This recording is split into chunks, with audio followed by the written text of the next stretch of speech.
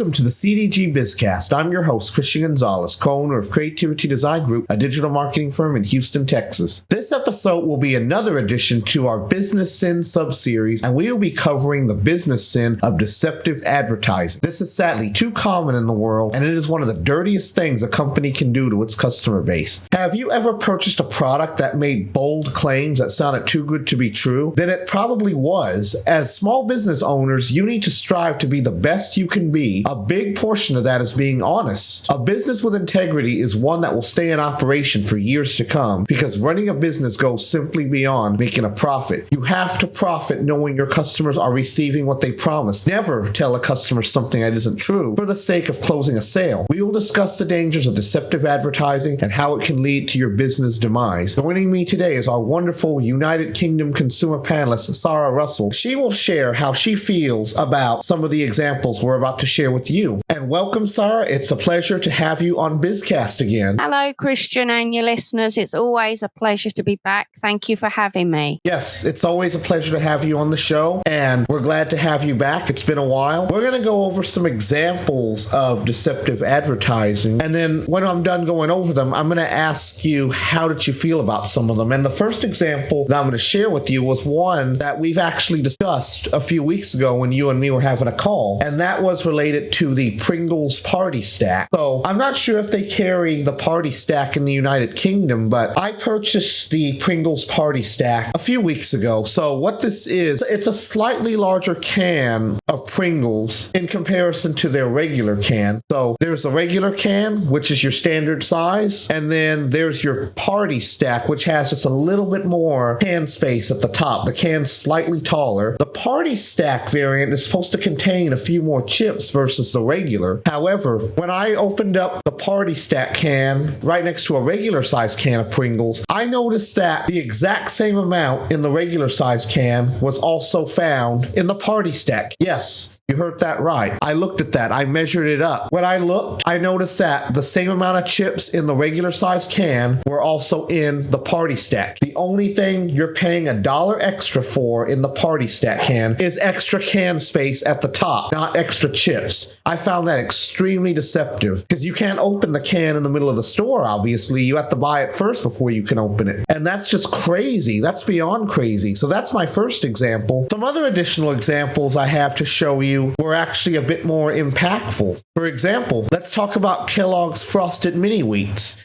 They made the outlandish claim that the cereal improved children's attentiveness by 20%, which was an unsubstantiated claim. So you can't make claims like that. I mean, think about it. How can a cereal, especially one that's covered in sugar, improve children's attentiveness? How can it make them think better? If anything, it's bad for their health, and it's just going to make them more hyper. The next example I have is even more outlandish. Red Bull. Red Bull was actually part of a class action lawsuit at one time because their claims were even more outlandish. Their slogan was Red Bull gives you wings, and their claims were all about the energy boosting effects of the drink itself. So let's talk about the slogan just for a second. A lot of people found this deceptive because the drink does not give you wings. Now that should be obvious. That's common sense. You cannot grow wings simply by drinking an energy drink. That's just crazy. And now, while we're on the subject of beverages, let's also talk about Coca-Cola's vitamin water. Coca-Cola falsely claimed that their vitamin water could promote healthy joints and reduce the risk of eye disease and have other health benefits. While vitamin water does have a lot of health benefits, these claims do sound a little bit outlandish, I should say. And also, while we're talking about beverages, let's shift over to more unhealthy beverages. So A&W root beer, they claim that the root beer was made with aged vanilla, and it was a prominent claim that was on all their packaging. However, this was proven to be false. There is no aged vanilla in A&W root beer. Now let's shift over to snacks. Let's talk about the time Frito-Lay was once sued for claiming that Sun Chips and Tostitos, two major brands of theirs, had natural ingredients, even though it was revealed that they had genetically modified ingredients. Now that's wrong too. People who are health conscious certainly are going to fall for that claim. And while we're on the subject of unhealthy snacks, let's talk about strawberry Pop-Tarts, another Kellogg's product. There was a lawsuit lawsuit filed against Kellogg's once, claiming that there weren't enough strawberries in the filling and that it was heavier on pears and apples. So that alone tells you that the strawberry Pop-Tarts had ingredients that went beyond what they advertised. Not only that, but there were more of said ingredients than the one they actually advertised, which was strawberry. It was strawberry, but there were more pears and apples in it. So yeah, those are just some examples I have, and most of them were all related to food and beverages. There are endless examples of deceptive advertising in different industries, but the ones that I specifically decided to discuss were related to food and drink. So yes, Sara, how did you feel about these examples that I've just described? And as a consumer, how does that make you feel should you ever decide to buy any of these products or any product in general that makes claims like this, especially claims about potential health benefits? Well, Christian, it's sort of like false advertising, isn't it? A lot of the time, especially you start off with your Pringles, where you're paying for extra tub. You're not paying for extra crisps. You call them chips. So you're getting no more chips, but you're paying more for no more chips. You're just getting an extra bit of tub, which you don't really need.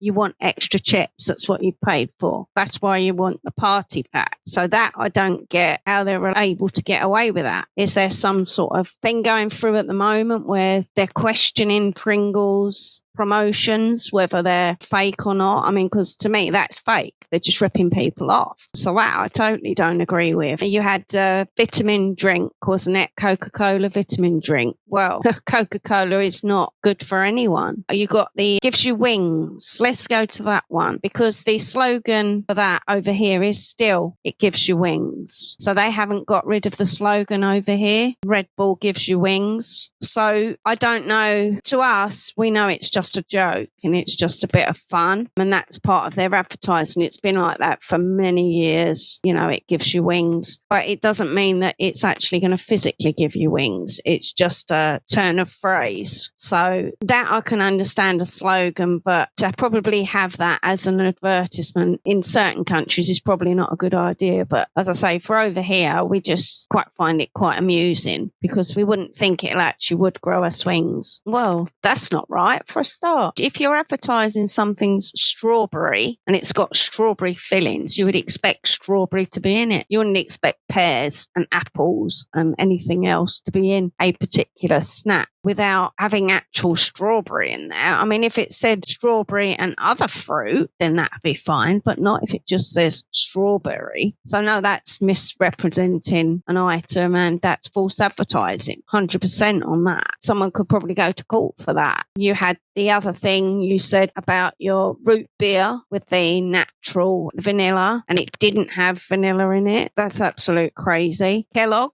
I mean, that is a known brand all over the world. For them to actually advertise something as being something else, and, you know, and it's full of sugar. I mean, everyone knows sugar is not good for kids' teeth. It's not good for their health, and it's not good for their well-being. So why would you advertise that it's good for you if it's got all sugar in it? Nothing with the loads of sugar in is actually good for you at all. Everyone knows. It's only right that you know. And it's probably in there is A numbers as well, E numbers. Well, the E numbers, that'll make them go hyper. Most of these products, they have hidden E numbers in, which makes the kids go crazy. We know over here, you know, a kid's only got to have like some sort of sweet bar that's got E numbers in, and they're just racing around like mad things. So yeah, I mean, false advertising is not a great thing. I'm not sure what they expect to gain from false advertising. And you got some good examples there of really bad advertising by some big companies who should be ashamed of themselves, and they need looking into as to why they deem it right to actually advertise things that are not good for you and they're fake.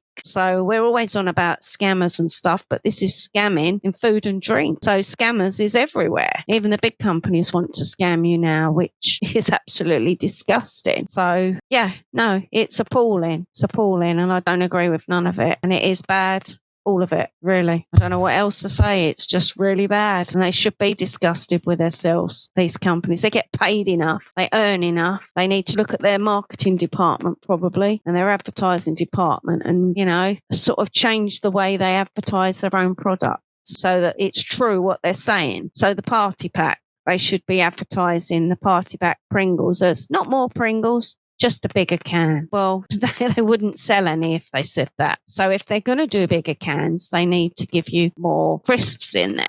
More chips. So you mean more chips in there. And then it wouldn't be false advertising. So I just don't get it. I mean, we don't have anything like that over here. Not that I know of anyway, but not in all the things I've got. Anyway, I've not heard of anything like you're having over there. So I think we must just be a bit more stringent and a bit more strict on our advertising and stuff. It's only Red Bull gives you wings. That's the only one we've really got. But we all know that it's just a joke because the saying's been around for so long that it doesn't physically mean you're going to have wings. But yeah, I don't know. It's just appalling. It's just appalling. That's all I can say. And I've got another example, which I will share in just a moment, about advertising that was not to be taken seriously. For example, the slogan, Red Bull gives you wings, is a slogan that should not be taken seriously. I mean, it is a bit juvenile, I will admit, but I think it's even more juvenile to believe that drinking an energy drink can actually give you wings. So you got to use some common sense. And I've got another example that dates back to the mid-90s that involves Pepsi, believe it or not. So this would be the legal case, Leonard versus PepsiCo Inc. This lawsuit was all regarding what was perceived at the time to be false advertising, despite the fact that the commercial Pepsi ran was not supposed to be taken seriously. So here's what happened. John Leonard was the plaintiff. In 1996, PepsiCo began a loyalty program for where customers could earn what were called Pepsi points. They could be traded in for physical items. So these points were often found under the caps of the different products made by Pepsi. This include not just Pepsi itself, but other drinks too, such as Mountain Dew and Gatorade. These were also Pepsi products, and they still are to this day. And you could take these points and you could redeem them for items, very similar to what My Coke Rewards has been doing for years. A program which ended a few years ago, but has since returned under a different name. But anyway, the commercial advertising Pepsi points showed someone in the commercial flying, a young kid flying into school on a fighter jet, on a military fighter jet that was valued at $37.4 million at the time and could be redeemed for a really, really large number. Now, the plaintiff in this lawsuit discovered that these points could be directly purchased from Pepsi at 10 cents per point. He sent a check for the value of the points to PepsiCo to try to purchase the jet. Yes, he was able to raise all that money. It was $700,000 exactly in points. If you do the math, it was around $700,000 in points. So he wrote a check to PepsiCo, not sure where he got the money from, but he wrote a check for that amount and tried to purchase a jet, and they rejected his offer, citing that the commercial was for humorous nature only and that there was no actual jet. So what happened? Leonard sued them for false advertising because they advertised this jet at a certain number of points, and they told him, nope, you're not going to get it because that commercial was for humorous purposes only and that there was no fighter jet available.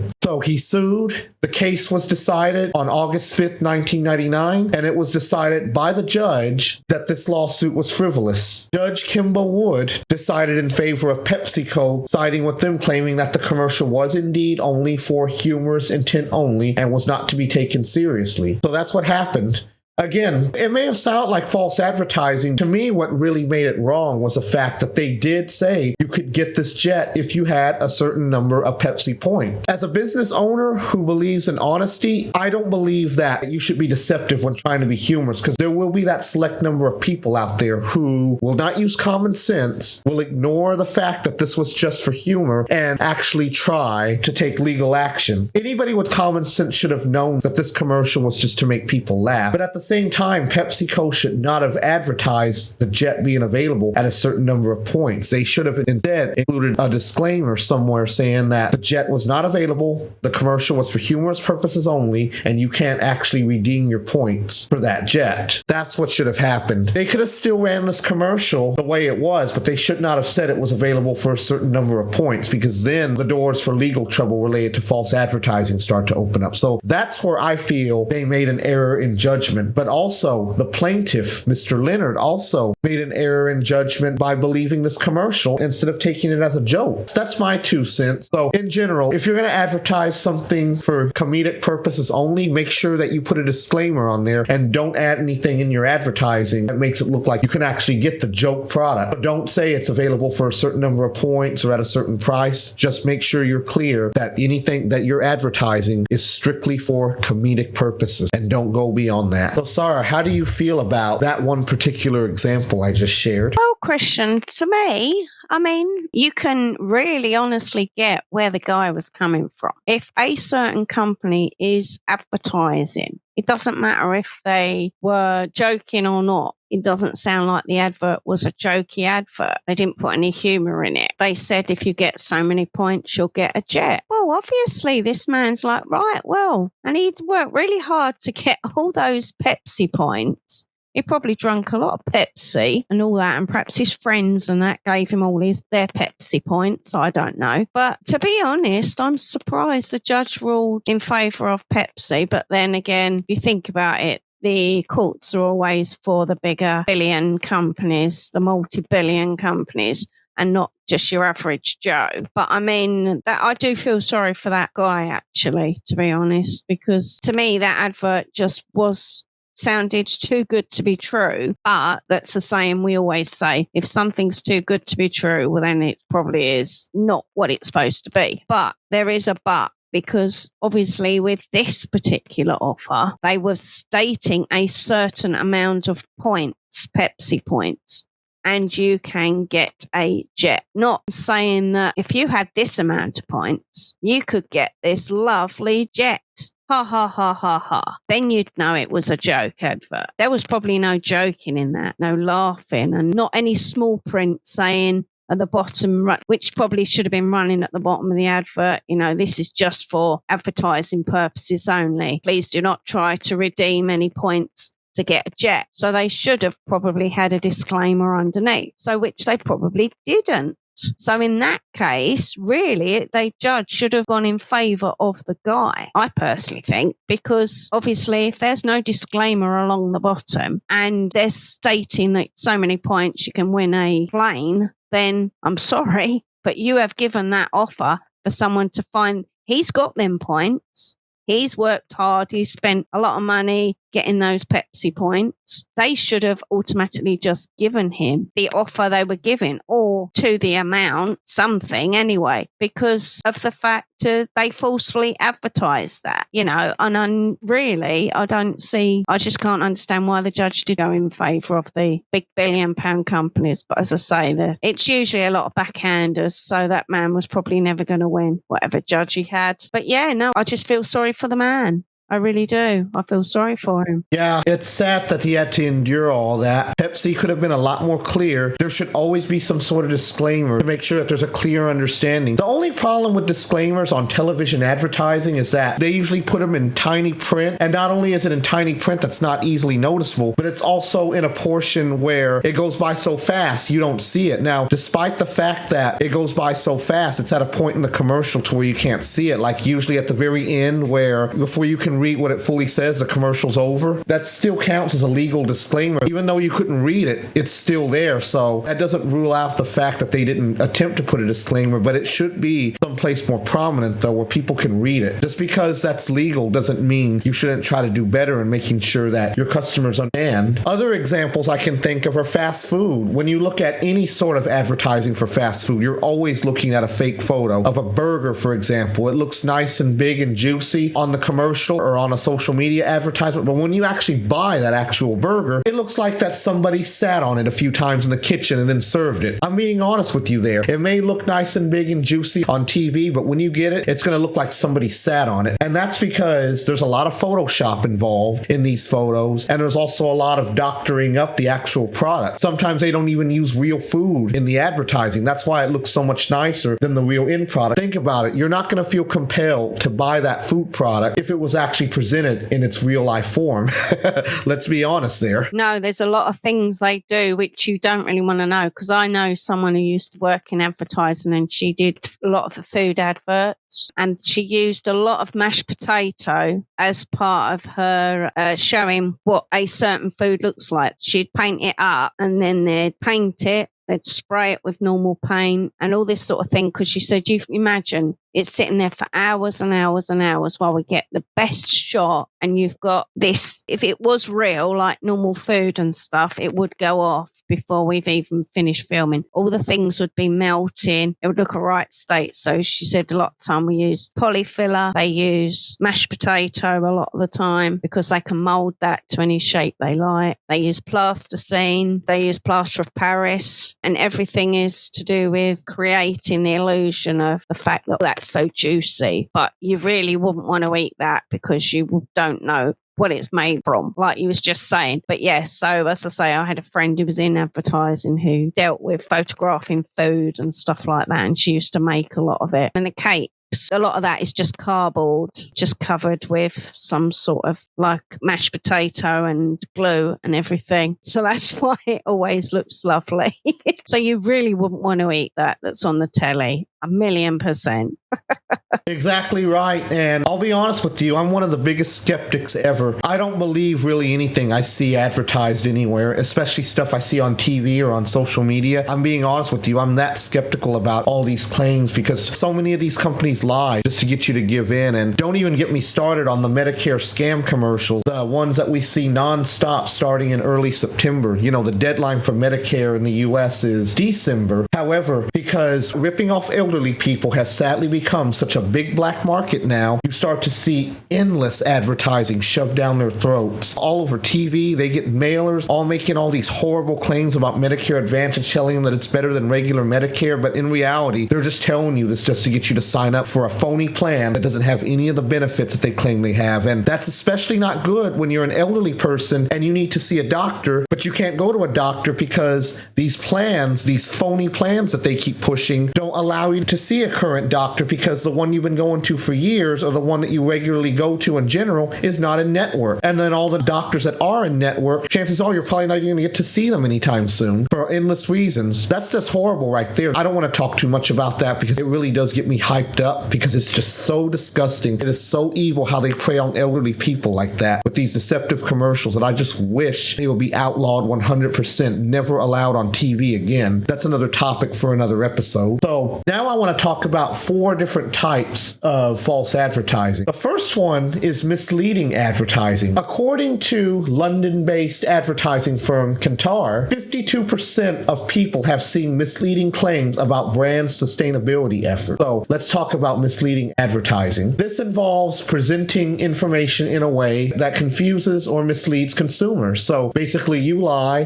to get a customer to buy something. But the thing is that misleading claims are often subtle, so it can be hard for a consumer to spot the actual lie. 52% of people worldwide, according to London-based advertising firm Kantar, 52% of people worldwide report encountering false or misleading information regarding the sustainable actions of brands. This trend underscores the need for brands to ensure that their sustainability claims are accurate and substantiated to maintain consumer trust and avoid legal repercussions. So that's very scary that more than half of people out there have seen misleading claims. So that explains why I'm always so skeptical about everything I see all the time. I see too many claims of this product will help you live better or this product will help you look younger, and all that stuff's just a bunch of nonsense. To me, if you see any commercial making an outlandish claim, just take the advice that we shared at the beginning of this episode and remember that if it's too good to be true, it probably is. Moving on to the next form of false advertising, and that would be deceptive advertising. This just includes blatant lies or false claims about a product. Now, these claims are more overt and can lead to significant consequences if discovered. So this means that the lie is obvious. people can spot them. And if they fall for this lie, they'll probably end up getting hurt in some way, whether financially or physically. Simple as that. If you spot the lie outright, then you can automatically just avoid that product like the plague and tell everybody not to buy it. The next form of false advertising are exaggerated claims. So this is basically promising results that are impossible to achieve. These unsubstantiated claims can mislead consumers into purchasing a product based on false pretenses. So my best example would be the one we've been talking about, the Pringles, the party stack Pringles. You're paying more for extra space in the can at the top than you are for extra chips. And the last one is hidden fees and costs. So this is advertising that doesn't disclose all costs involved. This can be considered false advertising. They give you one price, but they don't tell you that there's additional costs involved to it. Misleading information about pricing can lead consumers to paying more than they anticipated. As a small business owner, I offer a lot of web and graphic design services. We have all our pricing for certain packages up front on our website. However, when it comes to certain costs related to maintenance or hourly meetings, we disclose those in all of our contracts. So they may be paying one price for a certain package, but when they get the contract, we're going to be upfront that there are certain costs involved for additional services. So we have those all outlined in the pricing section of every contract we give. And of course, we put a disclaimer saying you are not being charged any of these fees unless you request them. So it's basically service upon request. This is how we ensure that we're transparent about our pricing, that we include all the additional costs that they can ask for up front. We're just telling our customers, if you need them, this is how much it's going to cost. You can take them or leave them, but we're not going to charge you for any of this unless you need these services. It's basically an a la carte service thing. Those are 4 major types of false advertising. Sara, how do you feel about some of these? I know you haven't run into many examples in general, but out of all 4 of these, misleading, deceptive, exaggerated claims, and the hidden fees and costs, which of these 4 would you say is probably the most problematic in the world? Out of the 4, they're all 4 of them are bad. But the first one, misleading, and especially when it involves elderly people and people who are struggling anyway, and they get caught in the trap of a particular, idea of something being really reasonable, and then it turns out to be a total scam. I mean, none of us like to think that our parents, our grandparents, and, our uncles, aunts, relatives, older relatives will get ripped off like that. But unfortunately, it happens all over the world. So the way they do the false advertising on the telly, we know ourselves that it's too good to be true, but unfortunately they still haven't grasped it. They still believe that these people are telling the truth to them, and until we sort of try and educate them, they're going to keep falling in the trap of falling for, the scams and the false advertising. Yeah, so that to me can do the most devastation, false advertising for the older people, the older generation. Yeah, unfortunately, the majority of scams do target elderly people. And the best example I have is that Medicare Advantage scam, because there are endless commercials saying you can get these benefits if you sign up for this plan, which in reality, those benefits don't exist. And like I said, you're going to end up with a plan that'll prevent you from even going to a doctor when you need to. When you reach that point in your life, when you're in that age group, you need to see the doctor more than ever. And these phony plans put money over concern. So as a result, you may end up getting really sick and then you can't go to your doctor, but yet they've stolen all your money. So basically, it's a major loss for the elderly person who fell for it and a major win for the thieving company that sold them this plan. So yeah, whenever you see commercials on TV advertising Medicare stuff, you could easily write them all off as a scam. And for all of my elderly listeners, beware, because we are getting closer to that time of the year when almost every commercial you see on TV is pushing that phony Medicare scam. Yes, I said that right. Nearly every commercial you see is pushing that scam. And not only that, but there's also a bunch of radio advertisements. They also do phone calls, and they send out endless mailers and postcards to people who are within their age range. So it's important to remember the best way to avoid this particular scam is to go to a licensed insurance agent. Do not fall for phony plans that are hotly pushed on TV. Elderly people like to watch TV. That's why they show a lot of commercials for this on TV. And as for deceptive advertising, yeah, it's all deceptive advertising. It's also misleading advertising together. I know I mentioned these as 2 separate forms of advertising, but this is basically both of them combined into one. Misleading advertising is presenting information in a way that confuses or misleads consumers. So obviously the scam is not going to be upfront. Instead, the flashy advertising makes these phony plans sound like they're the best thing in the world. Deceptive advertising includes blatant lies or false claims. So here's the thing. Once you know that those claims and those commercials are in fact lies, and a licensed insurance agent will be able to tell you that, then you'll be able to see it with a different outlook. Now you can see that it is indeed deceptive advertising, that all of these claims that look too good to be true are indeed false. And, the more tamer example of that is the one we've been talking about nonstop, the Pringles. Unfortunately, it can be hard to spot the lies, but once you're able to know exactly what's going on, once you have that set of eyes where you can look right through all the lies are telling, you'll be able to make a wise decision. Now, let's talk about the consequences of false advertising. So, small business owners, if you really want to be the best small business out there in your field and in your industry, you're always going to strive to be honest. You're never, ever going to make misleading claims just to land a sale. I see this all the time, especially when it comes to salespeople who just have their commissions in mind. We did a whole episode about that back in 2022, which was called Salespeople Stop Being Rude to Your Customers. And this episode talks all about how salespeople put profit over honesty, or how salespeople prioritize profit over honesty because they're more interested in making their commission and landing a sale than they are about making sure that their customer is happy. Let's go back to that, and let's also apply that to any application that involves advertising. So what are some consequences of false advertising? False advertising claims can lead to lawsuits, especially class action lawsuits. Remember, the Pepsi example comes to mind. Think of this, small business owners. Do you want to get sued by one of your customers? One lawsuit can put you out of business. So if you want to avoid that, always be honest. Never make unsubstantiated claims or tell lies about the products and services you're selling for the sake of making a sale. Anytime you lie and the customer finds out that you've lied to them and they've lost money, then you are opening doors for so many legal liabilities. You could either get a small claims lawsuit or a class action lawsuit that goes all the way to a much higher court, and that could really bleed you dry. That can put you out of business right there. If you're thinking about lying to your customers, don't even do it. Never venture into that territory. Honesty is always the best policy, no matter what. If a product or service is not a good fit for your customer, don't lie to them just to sell it. Once you know that the product or service that you're selling is indeed a poor fit for this customer, just tell that to them up front and recommend them another alternative product if you have one, or if you don't, send them on their way so they can go find a company that can fulfill their need. Never lie just to make a sale. Legal consequences can also lead to financial penalties.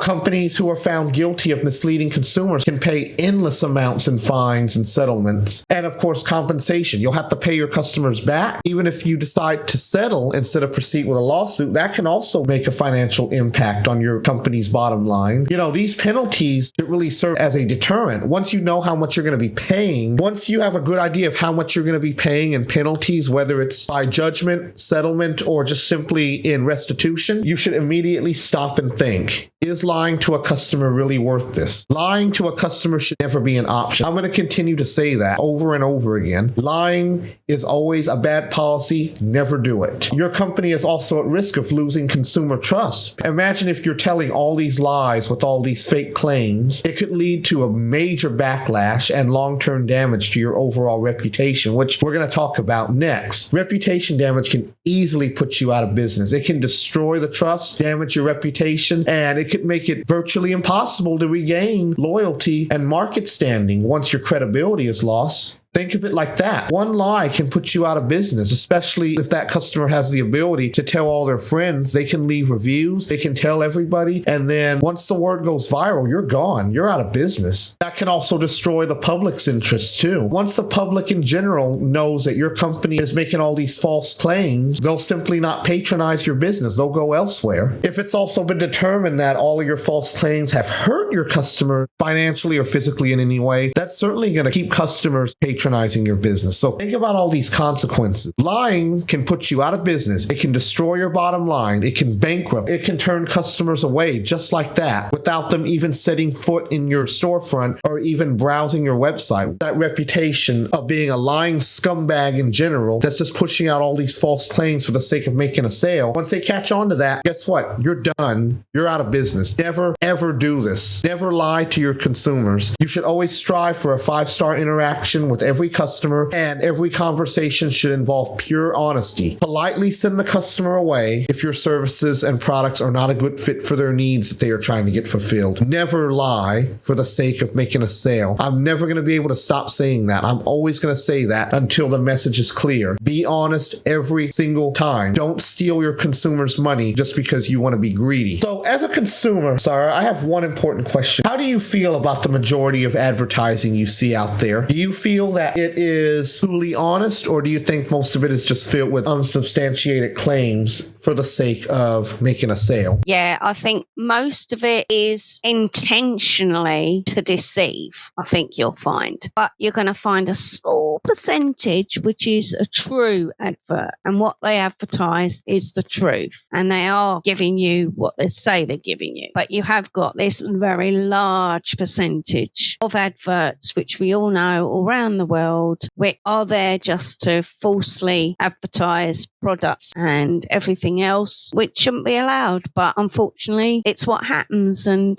people just go with it. But yeah, no, definitely they're just there just to get money out of innocent people, and they just think, well, we can rip the general public off, no problem. That's not the case for everyone, because a lot of us do know what we're talking about and what's happening, and we don't believe in fake advertising and scammers. So which they are. Anyone who tries to fool the general public out of money and products and their goodwill are scammers. Doesn't matter what line they're in, whether it's advertising or whether it is products or anything. Anyone who tries to rip off the general public, in my eyes, is just called a scammer. They can join the whole group of other scammers. So yes, they are all scammers, except for a very small percentage who try to be truthful in their adverts, and they try to advertise 100%. But because of all the other advertisers out there who are fake, sometimes people don't believe that they're the real thing, and they have to try and prove themselves so hard that, it can be quite a challenge for them to convince people that they are the real thing. So so the majority of them, I think, are unlawful, but small percentages, I think, do try and toe the line. So yeah, that's what I say. Yes, I have to agree with you there. A lot of advertising is rather deceitful just for the sake of making a sale, and I am not going to be able to stop saying this. I'm going to be like a broken record, and I'm going to keep repeating the same thing I've been saying. Do not lie. Do not lie. Be honest in everything you do as a business owner. In your advertising, in your marketing, in every interaction you have with a customer, be honest. Again, do not make false claims just because you want to make some money. Make the money knowing you earn that money. If you've made the money based on a lie you told to a customer or through your advertising, guess what? That's stolen money. That's dirty money. You are indeed a bad business owner if you are engaging in these practices. Now, get this, Sara. A few years ago, I left a comment on a YouTube video. I forgot what the video was about. And somebody made a comment about business. People are talking about businesses going under. And I remember I left a comment saying that as a business owner myself, I would never lie to anybody to land a sale. I ensure that all of my interactions are honest. And then this idiot, this brain-dead, moronic clown replied back saying, then you must not be a very good business owner then. You must get greedy or go out of business. Can you get that? What kind of idiotic moron says something like that? Obviously, this guy has no moral standards, right? Oh, exactly. That's disgusting. Yeah, he's clearly not a true business owner, if he even is a business owner, or whether he's just a troll. I don't know. But no, you don't need to say that. That is not good at all. Yeah, the guy was just a random stranger leaving a comment on a video. I didn't know who he was, but I think he was just being stupid. That's all it was. But, moving on, let's go ahead and talk about how to avoid false advertising fails. So, first of all, always engage in ethical advertising practices. If this guy had any brain, this is what he would have said. He would have said that companies should commit to ethical advertising practices by making sure that all of the claims that are being made in the advertising are actually based on factual statements and scientific evidence. Make sure you try to find the source of these claims. Make sure you conduct unbiased research and you avoid just making exaggerating claims that sound too good to be true. Always be transparent. Make sure that whatever claims you make, you are open about all of them. Make sure that if there's anything that customers need to know about these claims, you're open about them. This is especially true with pricing. Like I said earlier, when you know that there's additional costs involved, make sure you're upfront about them. Don't try to hide them and surprise your customers later. A lot of restaurants like to do this, especially expensive, pricey restaurants. They like to hide the pricing on their menu, and then you don't find out how much any of these items are until they give you the bill. Don't do that. Make sure that you are upfront about your pricing, and make sure that whenever customers do have to spend extra money, it's outlined. I outline it in all my contracts with my customers, letting them know how much additional costs are for services they may need to complement what they've originally purchased. That way that there's no surprises later. And now you're probably thinking, what can I do as a small business owner to make sure that I verify all of my advertising claims? Again, this goes back to what I just said. Conduct thorough research, gather reliable evidence from unbiased sources. Make sure that you do independent testing and ensure that all the statements that you are pushing out to the public are 1,000,000% accurate, and they can be backed up. Consumers, you can identify false advertising by doing some critical thinking. Think about all the claims that are being made. Do some research yourself to see if there's any sources or evidence backing up what a product is claiming. And of course, read disclaimers. If you can find disclaimers, that should also help you understand a little bit more. Whenever a company puts a disclaimer, that means that they're open to being transparent and letting you know that there are indeed certain other things that you as a consumer need to know about before you believe the claim that they're pushing out. Disclaimers are always a sign of honesty. Look for them. As much as I hate to say this, the most common industries affected by false advertising are pharmaceuticals, food and drink, cosmetics, automotive, that's a big one, and health and wellness products. Automotive's a big one. You know, mechanics are often known for making false claims about broken cars just so you can bring it back to them and get them to fix a non-existent problem. Or even worse, when they break something in your car after they fix the original problem that you brought it to them for, just so they can get some extra profit. That's just sickening and disgusting. Remember, one lie can put you out of business. And the FTC is always watching. Consumers, if you felt that you've been ripped off by a company in any way, report the claim to the FTC, and then also report these claims to your local attorney general's office. They will be able to also help you take some legal action as well. That's my final statement on the subject. Sara, do you have anything you would like to say as we close out? Yeah, only if you have any issues with any tradesmen or anything here in the UK, then you need to contact Trading Standards. And they are the people who will deal with those particular people or persons or company, and they will sort them out, probably put them out of business. So over here we have a department called Trading Standards who work on behalf of the government, and they are involved in just making sure that, you know, if people do have issues, that say they had a builder and the builder decided that he didn't want to come back anymore, he'd start the job but he's taken half of the money and he's done a runner, they'll be able to get the money back for you in some way. You might not get it all back. You'll get a certain percentage. But Trading Standards is the one for the UK. But yeah, let's just be vigilant. Anyone out there, like consumers and stuff, just be vigilant, do your research. It's like we always say, if something is too good to be true, whether it be an advert or a promotion or anything like that, it probably is. So it might always be an idea to contact someone else and say, look, can you look into this for me if you can't? And then they will then say, well, yes, it is a real advert, or no, you don't want to be scammed. It's a dodgy website or something like that, or a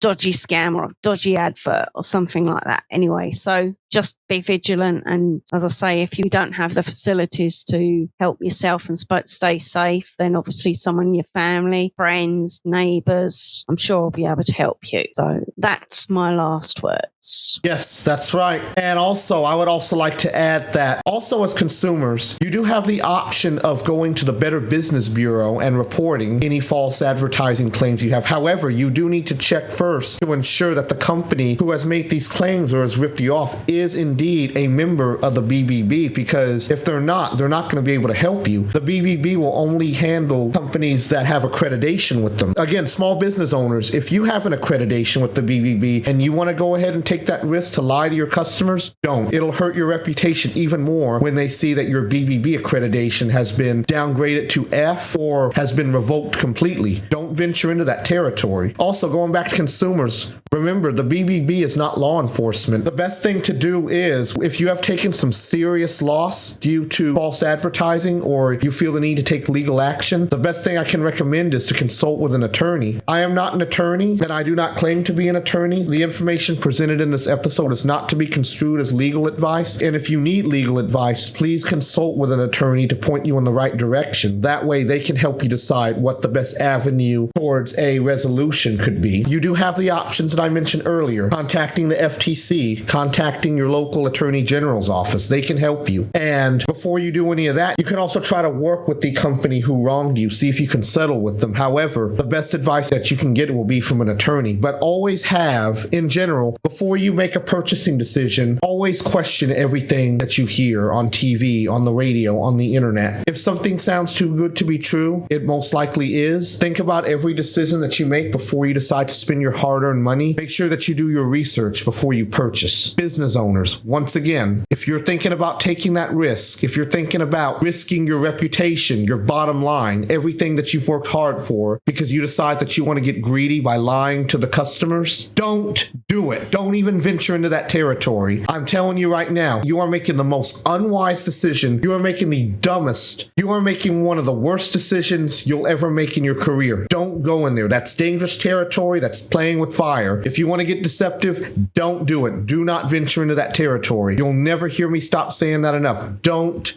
do it. And I would like to thank our listeners once again for tuning into this episode of CDG BizCast, our Business Sins Subseries. We wish you the best out there. Remember, be honest with every interaction and always ensure that every interaction that you give your customer is always a 5-star one, nothing less. They deserve the best. If you want to stay in business, you will treat your customers like royalty and you'll never lie to them. Thank you, Sara, once again for joining us on CDG BizCast. Your insights as a panelist in the UK always make our episodes better. You know, I know our listeners like hearing opinion from all of us here at home, as well as somebody who lives overseas, where there are different laws and different practices. So your insight is always valued. We always like to have you on the show whenever we possibly can, so that way you could give our listeners that extra touch of education that they truly deserve. Thank you, Sara. You're welcome, Christian. As always, it's a pleasure. And thank you for the listeners for joining in, listening to us. We, as Christian stated before, we are not lawyers or anything like that. We are literally just giving our opinions, and this is supposed to be educational. That's all it's supposed to be. It's just our opinions, personal opinions, and for educational purposes only. So anyway, so thank you again, Christian. Always a pleasure to join your show, and take care, everyone out there. Stay safe.